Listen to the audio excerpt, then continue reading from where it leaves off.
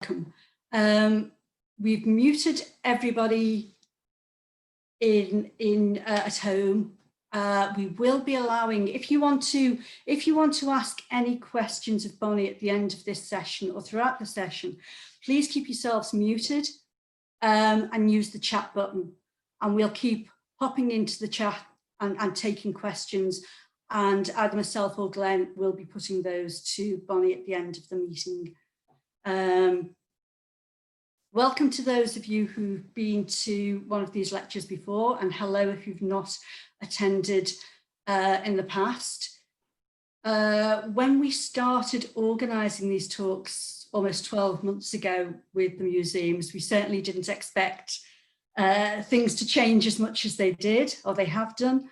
But a big thank you to our speakers for adapting and really engaging with the virtual classroom that these talks have now entered into.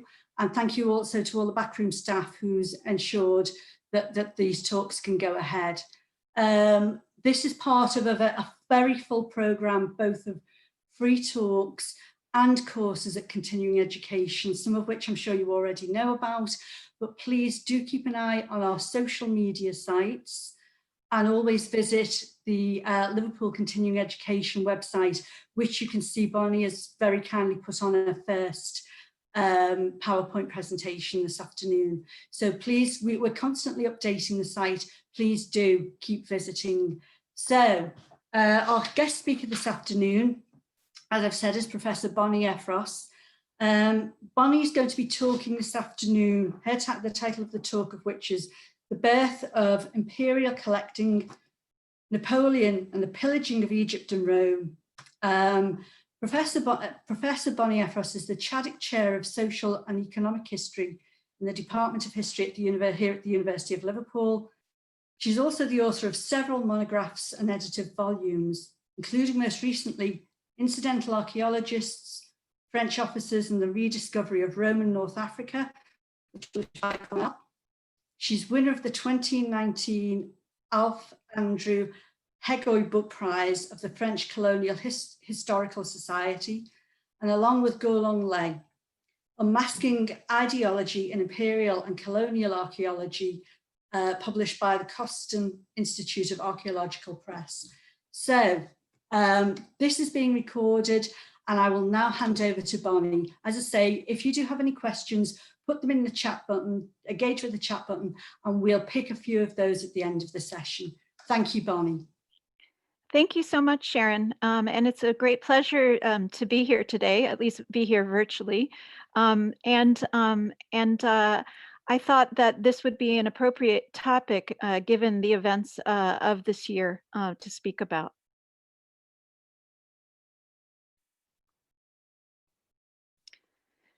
So during the civil war in Syria, Daesh, or the Islamic State, obliterated ancient archaeological sites in Syria as well as in northern Iraq, and these events regularly made the front page of the news in 2015.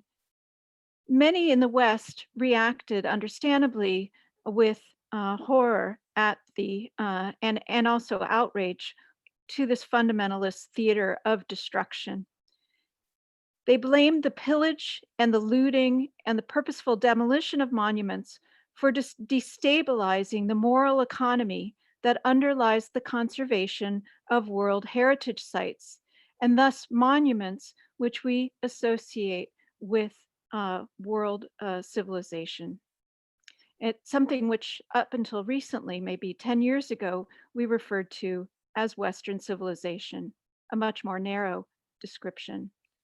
In other words, the monuments of ancient Greece, of ancient Rome, and of Egypt, and less frequently perhaps to ancient Mesopotamia, were seen as the touchstones of the origins of European and by extension, North American culture. Yet the horror of these events were frequently taken out of context by the journalists who focused on the destruction of antiquities at the same time that they looked to the imposition of Daesh's version of Sharia in the regions they controlled. They were described as a sign of the barbarity and brutality of the new regime, a claim that few would deny. And I'm definitely, I want to emphasize, not here to convince you otherwise.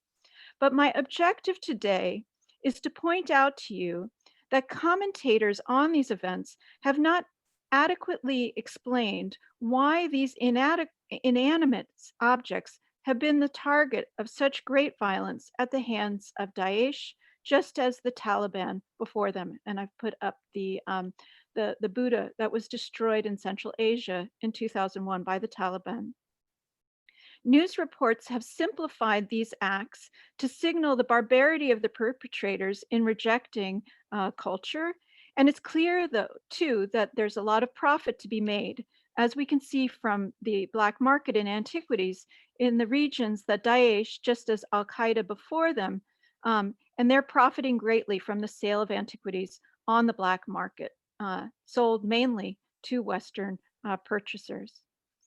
But rather than promote these acts as an opportunity to castigate the alleged primitive nature of the Islamic faith and its rejection of the human body, what I'd like to do today is to nuance the conversation by introducing a somewhat different history, one in which the tables were reversed. Namely, I'd like to draw your attention to the fact that for more than a century, when these same regions were under European colonial control, Europeans argued that these antiquities and the monuments of which they were a part had little or no value to the Arab inhabitants of these lands. From the late 18th century, Europeans purchased antiquities, stole them, received them as gifts, or took them by force from the lands in the course of European imperial and colonial efforts in the Mediterranean and the Middle East, just as they would subsequently do in sub-Saharan Africa and many other parts of the world. By alleging indifference or hostility of indigenous peoples towards ancient remains and their failure to care for them adequately, and you can see here this the slide I have up relates to the Elgin marbles, that European imperial powers invoked their right to stake archaeological claims in these regions. They appropriated the right not only to procure or to quote, and I put this in quotes, to protect artifacts, because in actual fact, uprooting them from their locations was often not actually protecting them, but also to impinge upon the territorial and legal jurisdiction of foreign powers, in this case, the Ottoman Empire, or in the case of the Elgin marbles, the newly created, actually that's just before the creation of the Greek state, in order to do so. Indeed, it's not as if Ottoman authorities had no reaction to these kinds of infringements on their territorial rights. Faced with European intransigence with regard to its territorial sovereignty, Ottoman authorities sought to curb wholesale European appropriation, and in some cases, the theft of antiquities from various parts of the empire. Legislation that was passed in the 1870s and 1880s, earlier, I should point out, than many countries in Europe, thus attempted to ban the export of ancient remains, but also established antiquities museums in places like Istanbul and Tunis. Both measures enjoyed only limited success, in large part because Europeans, such as Heinrich Schliemann, who excavated without proper permissions, for instance, in the remains of Troy, acted as if they were outside of the jurisdiction of the law and saw this as an opportunity to claim affiliation with ancient peoples. After the fall of the Ottoman Empire, too, Muslim and Christian populations in the Middle East continued to pay a very high price for Western claims to the ancient patrimony that was located in their lands. So my goal today is to discuss the significance of what scholars like the historian Suzanne Marchand have referred to as the Antiquities race, or what historian of political history looked to as the so-called Great Game. In Suzanne Marchand's work, the Antiquities race refers to the competition by European imperial superpowers from the late 18th century up to the present to secure not just the control of lands and their natural and human produced resources, but also, importantly, to control the interpretation and the possession of ancient remains that were located in these regions. Consequently, I hope that you'll take from my talk today not only a better understanding of the political and commercial implications of archaeological treasure seeking, but also recognition of their invaluable ideological role in the construction of imperial identity and control. So let's start with a few definitions, and I'm taking this from the work of Bruce Trigger. The practice of imperial archaeology is one that allowed states to extract archaeological resources from other parts of the world and use them to exert political dominance. And I think there's some basic points that we can take from Trigger's work. First of all, to be certain, at the start of our story in the late 18th and early 19th century, archaeology was a very unsophisticated affair. It mostly consisted of disengaging stone structures and inscriptions from surrounding debris with little attention to issues like context or to stratigraphy. Archaeological science in this period was not an independent or recognized discipline. It was an amateur undertaking, and it remained largely subservient to the narrative of classical texts and ancient inscriptions, which were the main focus of study. Next, imperial, just as colonial archaeology, could happen in any part of the world, not just in the areas about which I'm speaking. And I'll give you some examples of this. For instance, we can look to Korea, for instance, prior to and during the period of Japanese occupation. And this is an area in which colonial archaeology was performed. We can also point to Americans of European origin practicing archaeology on lands that were inhabited by indigenous peoples in the Americas, such as in the American Southwest, or Europeans who went to Australia and did the same, or Russians, for instance, engaged in archaeology in Siberia on the various peoples that had occupied this region in previous periods, and so on. So in other words, this is not a uniquely European phenomenon. So why then, asked Trigger, were inanimate objects of such interest to imperial powers? After all, they differed from texts that could communicate a particular narrative. And perhaps I'll suggest this was part of their attraction. They were old, they suggested authority, they were accessible and frequently already visible, meaning that their symbolic potential was recognized. And even in the cases when they didn't contain written evidence, and of course, inscriptions would be the exception to this, their message was somewhat fluid or flexible, so they could be put to a variety of purposes. And my fourth point, drawn from Trigger, is to note that the acquisition of antiquities from the former Ottoman Empire did pose some important challenges, especially when these items were made out of stone. Indeed, many of the most prized items were very difficult to transport, especially if they weren't located close to a waterway, such as the Mediterranean or such as the Nile. And the other issue, of course, had to do with ownership. Were they on private land, public land? Did somebody else already claim ownership? Was it necessary to purchase them or make some kind of exchange for them, perhaps some political or diplomatic benefits? These are the kinds of factors that figured large in efforts to acquire these monuments. And you can see here Cleopatra's Needle, which was transported from Alexandria to New York around 1880. Point 5, why archaeological remains? European activities in the decades that followed Napoleon's conquest of Egypt in 1798 gave epigraphical and archaeological study significant impetus. In other words, inscriptions and the study of monuments, excuse me, provided the raw materials that were needed in research. And I'll point here, for instance, to cartographic studies. Cartography was absolutely crucial, for instance, to European military ventures. And so frequently, cartography, for instance, would be connected to archaeology because these were landmarks that could figure upon maps.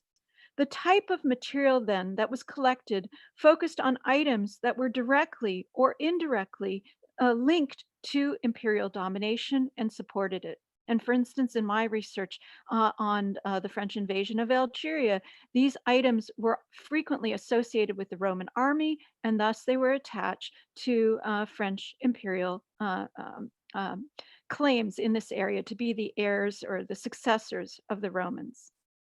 So the kind of material then collected often supported imperial domination. And in the examples that I've already shown you, for instance, of obelisks being transported to New York and to Europe, these items often were used not just in museums, but they were used outdoors. And they could be inserted on avenues, for instance, by where you might have then subsequently all kinds of military parades, for instance, and thus linking the ancient world to the modern in very visceral ways. Now, what kinds of remains? The kinds of monuments antiquities would vary depending upon the region in question, as well as who was collecting them. But those that had the highest value were those that reflected metropolitan values. In other words, those of the state that sponsored the acquisition. In the case of Europeans, at least at the start, it was frequently classical antiquity that drove the push for antiquities. And this is important to keep in mind. This is because in the late 18th and much of the 19th century, they claimed that these civilizations, that of ancient Rome or ancient Greece, or a general interest in Egypt as well, were central to their own cultural development. Now, Egypt was perhaps a little bit more exotic, you could say, but of course it had links through the Bible to the book of Exodus. So this was important as well. So these monuments and antiquities, which they thought to be relics in essence, because they underlied features of their own civilization. In subsequent decades, European exploration would expand, for instance, to the region of Mesopotamia, to the ancient classics such as the Epic of Gilgamesh, the so-called region it was called the cradle of civilization, and this was the pre-Islamic Middle East, and this then is stretching well into the 20th century.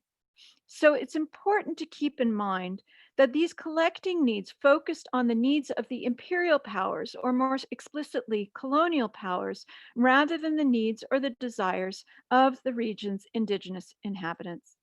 We have to therefore recognize that antiquities and monuments discovered, and I'm putting discovered in scare quotes because, of course, these antiquities were known, they were already visible in these regions, but they were discovered by Europeans in the Mediterranean basin and acquired symbolism in this sense that was specifically linked to Western knowledge and offered historical justification for European control over subject populations in these areas. So now I'm going to turn back to the work of Suzanne Marchand, the American historian, who has referred to the phenomenon I've just outlined as the Antiquities Rush. And she takes this idea, of course, from the idea of the American Gold Rush in the 1840s and 1850s. Among European states, she points to the unregulated and competitive collecting of classical monuments and artifacts, and she suggests that it began with looting by Napoleonic armies that raided Rome in 1798 and then Egypt in 1799 and 1800. Now, this is not to say that no one collected antiquities prior to this time, because indeed, of course, we know that they did.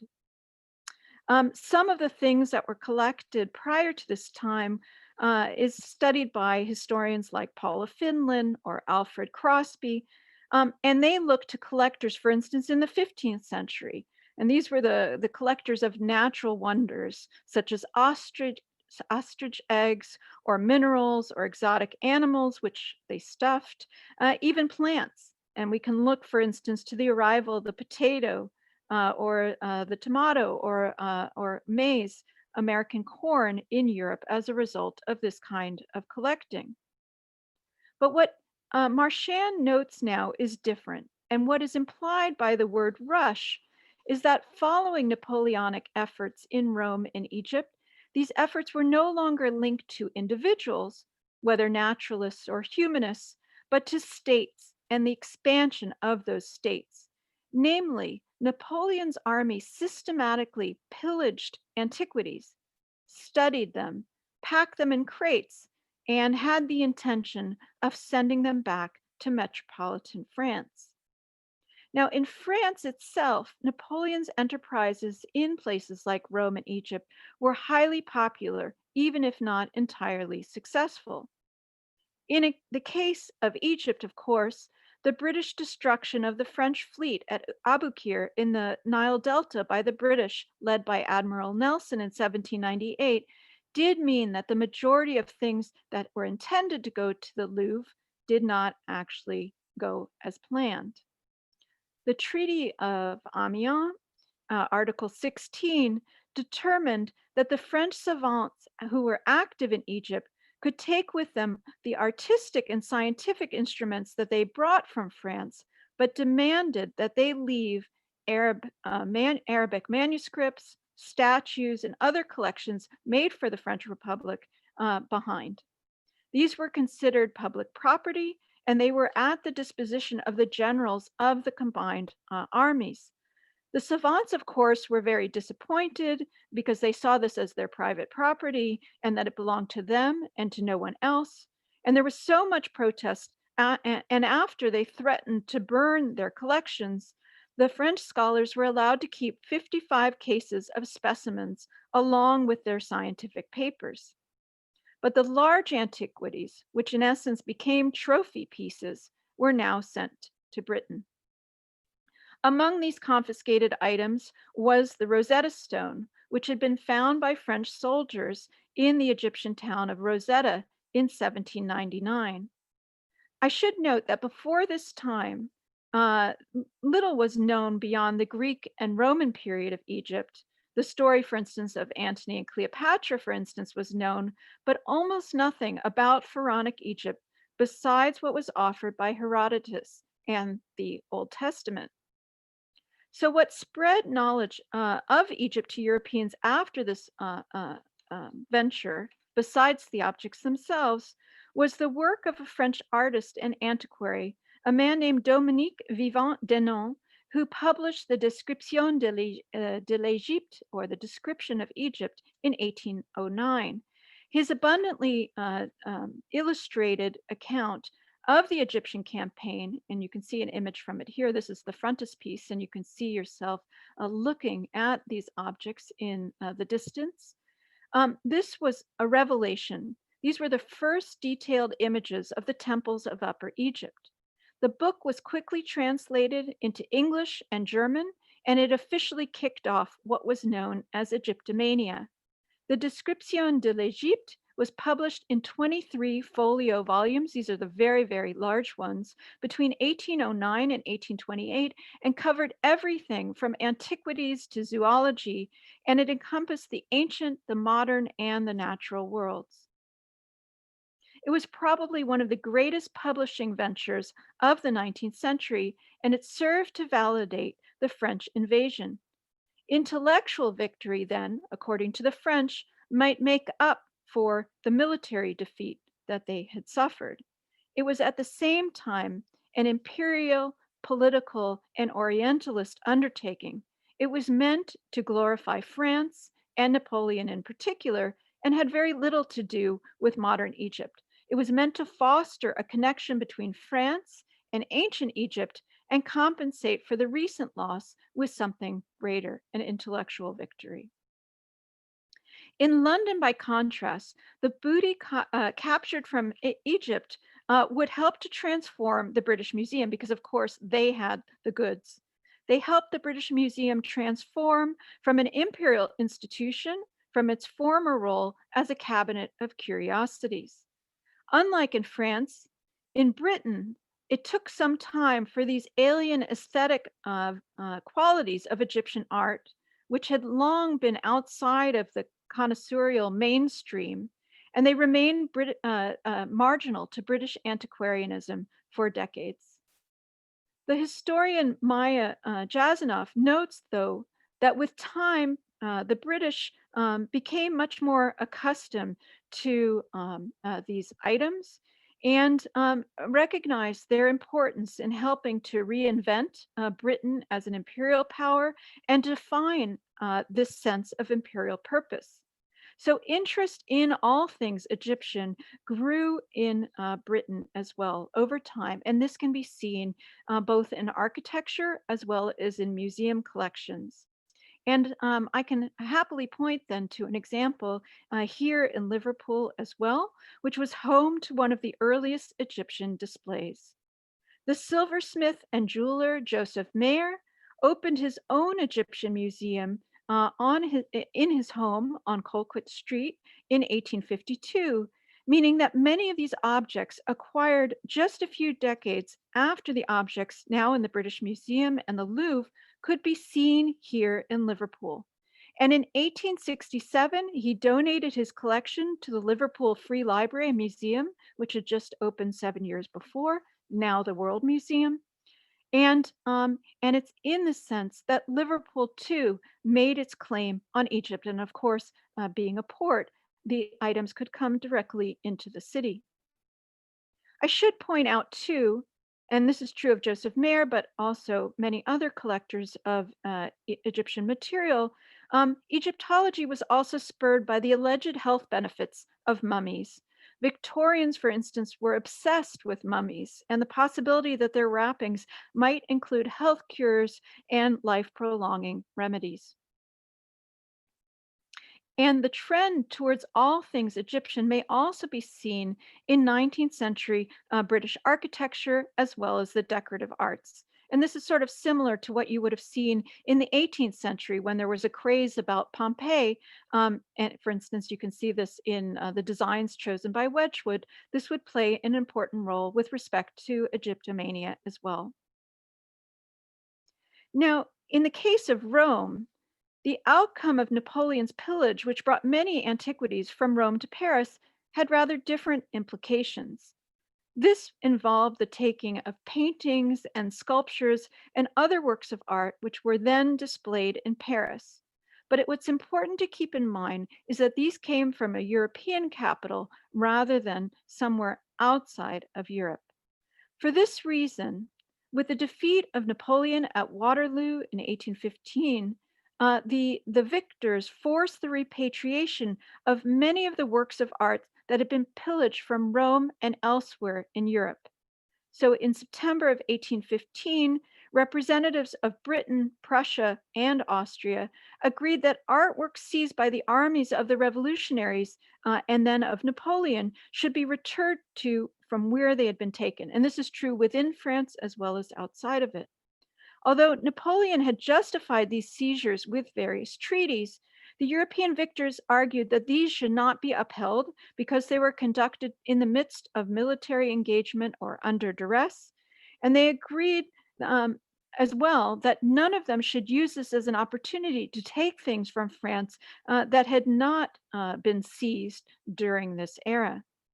So consequently, soon afterwards, Prussian troops arrived in Paris to oversee the first removals of these wartime confiscations from French museums and to organize their return to the locations from which they had been looted. As you can imagine, these actions did not go over very well with the French populace of Paris, and Wellington was even booed at the opera. In France, a sense of injustice about the overturning of what were seen to be legitimate treaty arrangements sometimes persisted. But I should note that only about half of the antiquities taken were actually returned to these locations from which they were taken. They remained in France and never returned to their previous owners.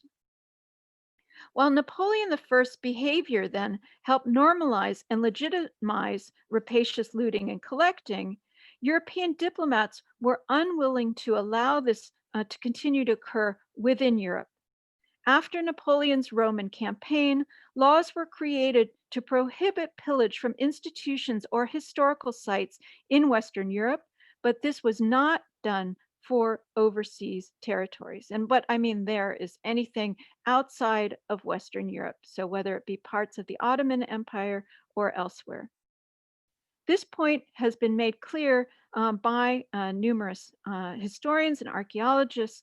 And the archaeologist Neil Brody has argued then that Europeans changed the rules of engagement amongst themselves, but it remained acceptable thereafterwards to prize monuments from their original environs in invaded territories for transport to imperial museums, whether they be in France, Great Britain, the Netherlands, and ultimately in Berlin.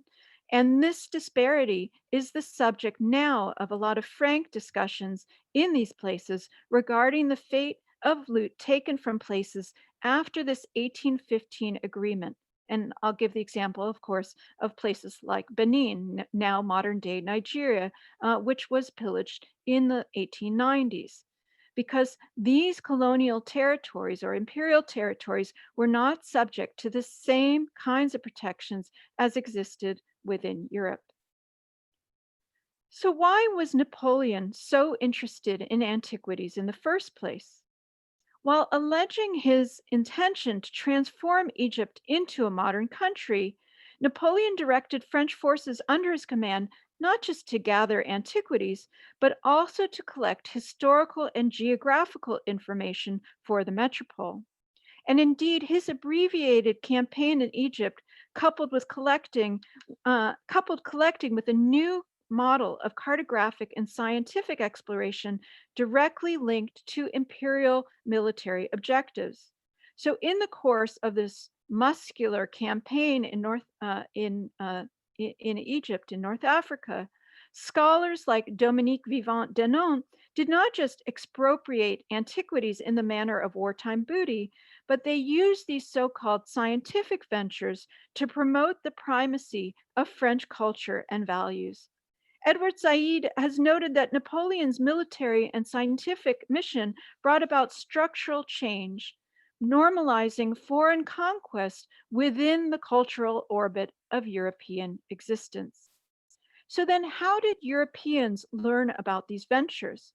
Most of the objects originally taken by the French, as I've pointed out, did not make it back to France, such as the Rosetta Stone, which was so crucial to the translation of hieroglyphics. And these ultimately went to the British Museum. Other pieces, such as obelisks, went to metropolitan cities, such as Paris, Rome, London, and New York. As mentioned above, another medium by which people learned about ancient Egyptian finds were the publications of Denon, which I've already spoken about, and through the use of lithography. This was a very important technique that Denon avidly supported from 1809 because it allowed a superior process for multiplying these images and to disseminate these to many people. This remarkable series, the Description de l'Égypte, was not only helpful in chronicling Napoleon's encounter with the antiquities of Egypt, but it also popularized the idea that ancient Egypt was something ideal, that was important to Europe, and it also promoted news of French military and scientific prowess. But while the authors of these lavishly illustrated expedition volumes gave great attention to antiquities, they largely turned their back on the modern inhabitants of the region, except to castigate them for allegedly damaging the same monuments. So why then classical? Why classical monuments in this case? The archaeologist Margarita Diaz-Andrew has argued that by turning the study of the past to the service of the nation rather than of individual collectors and integrating it as one of the main elements of nationhood in the 19th century, it became institutionalized. This was a definite rupture from previous eras with regard to how history and later archaeology were used. Of particular importance was fascination with everything having to do with the classical world.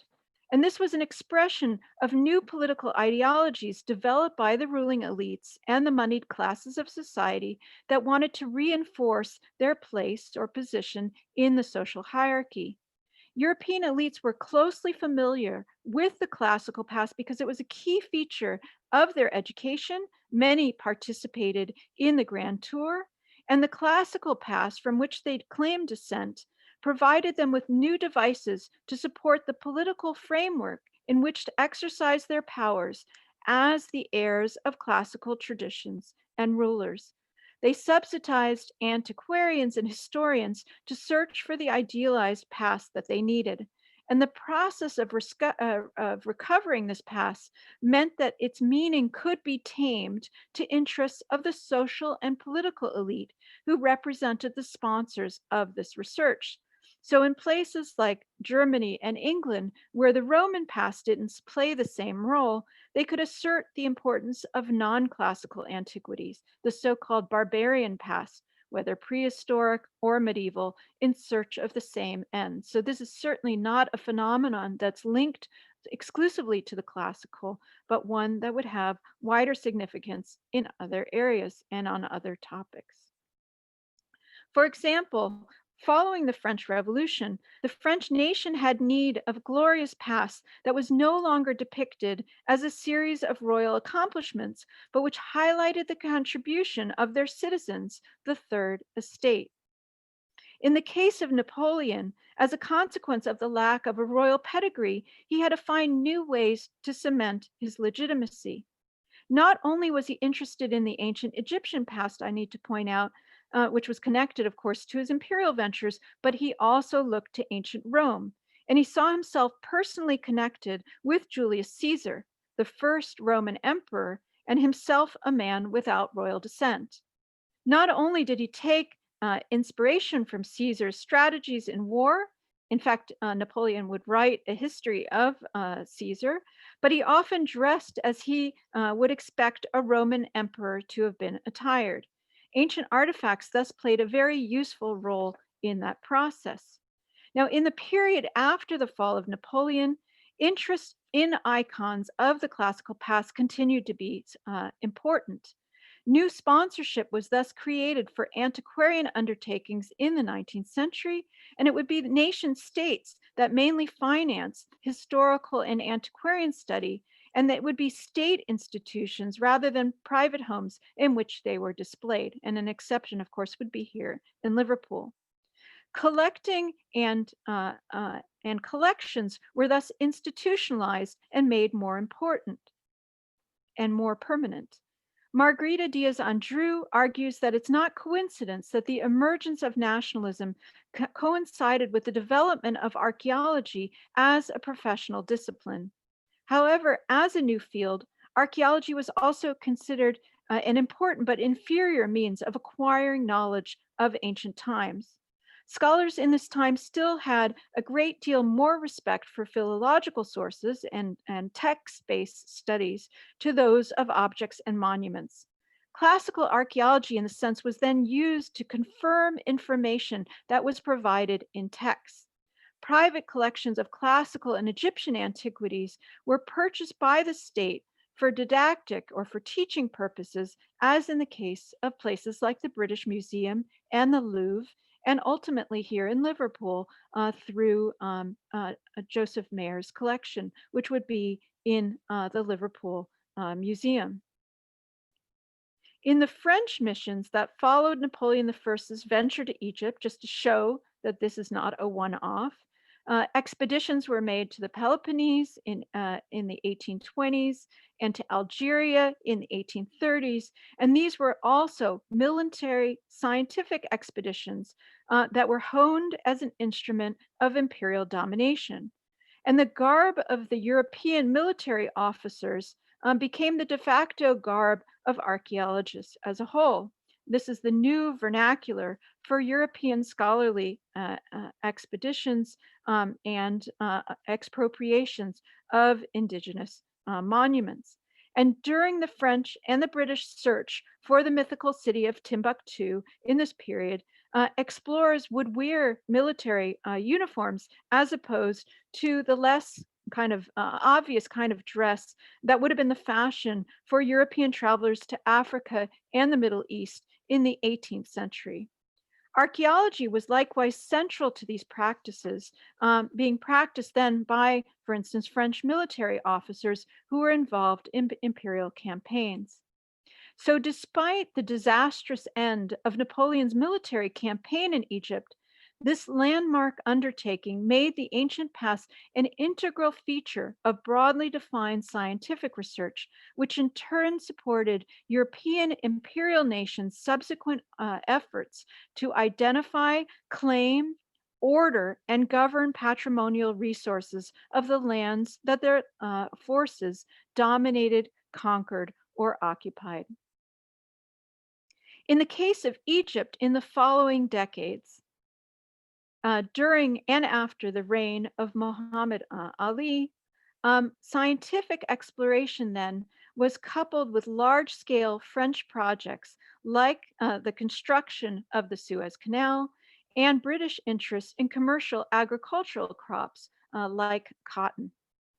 Mid-19th century excavations in Egypt would forever change the country, taking advantage of broad changes in labor practices that European presence had helped to usher in, namely the transition from the corvée, which was mandatory, unpaid, and annual labor owed to the pasha, to largely unskilled wage labor. The search for antiquities and later archaeological research were thus entangled in a complex matrix of developments linked to European intervention, both British and French, in the Egyptian economy. And here I draw from the work of Wendy Doyen.